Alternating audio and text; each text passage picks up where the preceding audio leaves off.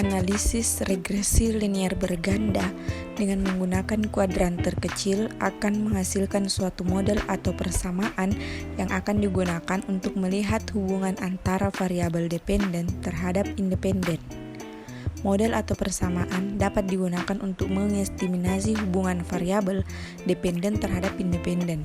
Variabel independen dapat digunakan lebih dari satu.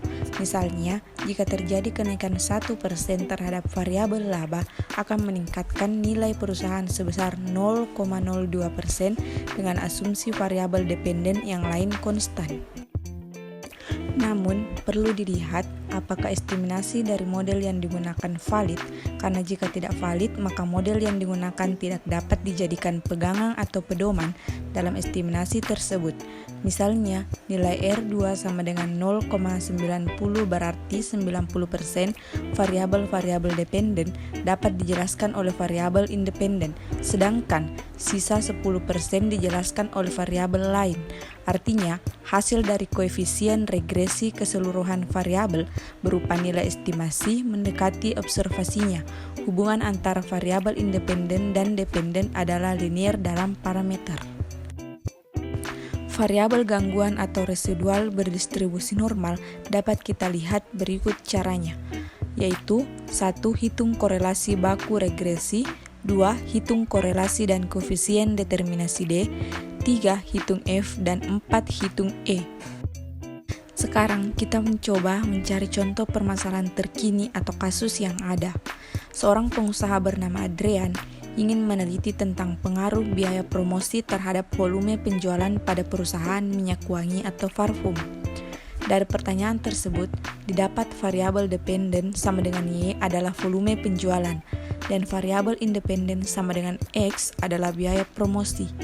Data-data yang didapatkan ditabulasikan sebagai berikut.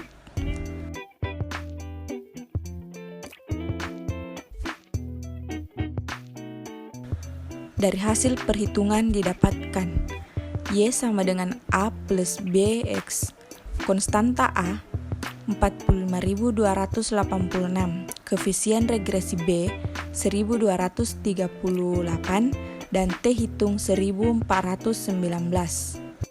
Selanjutnya yaitu menganalisis signifikansi pengaruh variabel independen dengan variabel dependen jika ditetapkan hipotetis sebagai berikut.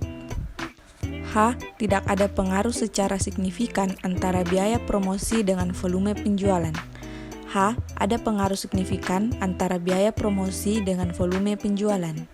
Dengan menggunakan tingkat signifikansi 5%, pengujian dua sisi dan derajat kebebasan atau DF sama dengan N sama dengan K kurang 1 sama dengan 10 kurang 1 kurang 1 sama dengan 8, di mana N sama dengan jumlah data, K sama dengan jumlah variabel independen, maka diperoleh T tabel sebesar 2.306.000. Dapat dilihat pada Microsoft Excel. Maka berdasarkan hasil perhitungan F hitung lebih besar F tabel dan nilai probabilitas lebih kecil 0,05, sehingga ada pengaruh signifikan variabel harga dan biaya promosi terhadap penjualan. Berdasarkan perhitungan karena nilai T hitung lebih besar T tabel, maka HA diterima. Dapat disimpulkan dari berbagai contoh yang ada, biaya promosi berpengaruh signifikan terhadap volume penjualan.